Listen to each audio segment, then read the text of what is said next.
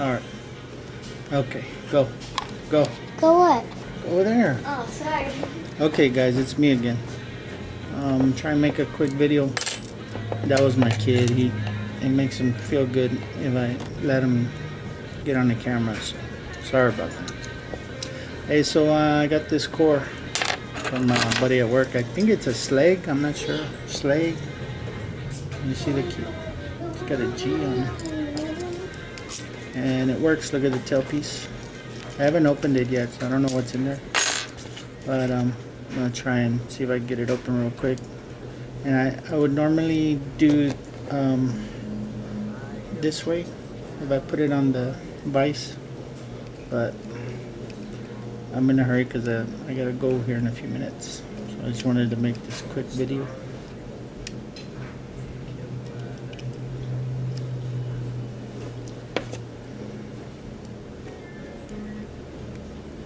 So I'm doing it upside down.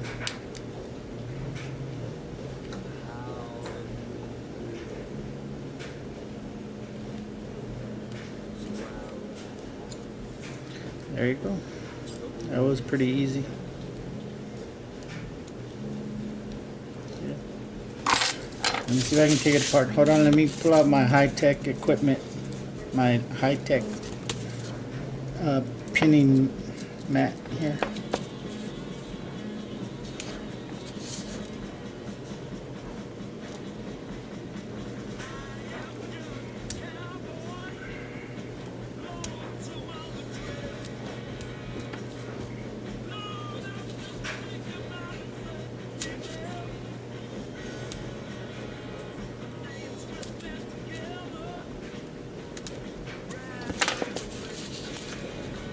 Can you see?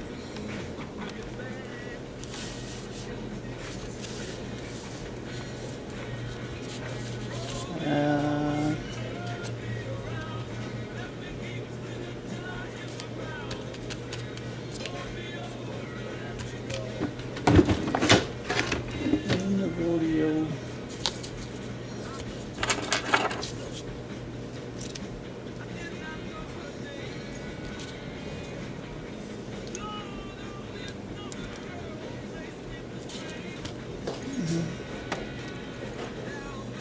You see all the pins there?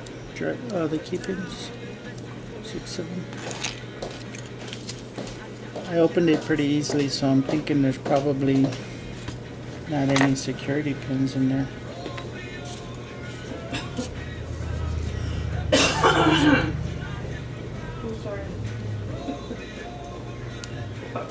And it's just a regular pin.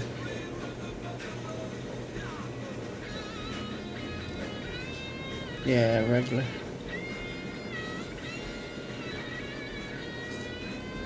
Another regular. Ooh. Another regular.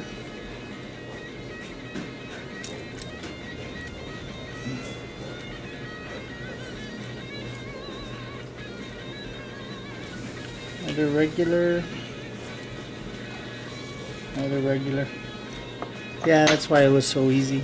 Nothing but regular pins in there. It seems to be, hold on. Can you see the pins? Well, trust me, they're all regular. It seems to be the story of my life nowadays. Either I have super easy pins or super hard regular pins. Wanted to make a video on this one because this one has a lot of spool pins in there, but after so much opening and practicing, a chunk of the cylinder fell off. And when I started practicing doing it with bottom of the keyway tension, now the pins don't want to cooperate. I guess after a while of doing it so much, you mess up the pins. So this is a $10 lock I bought off of eBay, but it had a lot of spool pins in there. It was fun. It was fun to pick. But okay, there you go, guys. I'm gonna try and make another video tonight. I'll see you later. Bye.